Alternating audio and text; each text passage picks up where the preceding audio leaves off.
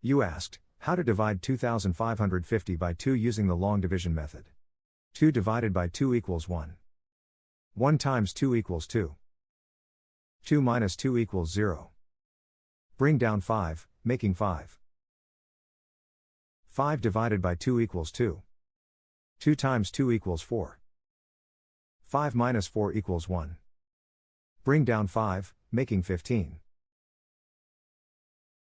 15 divided by 2 equals 7.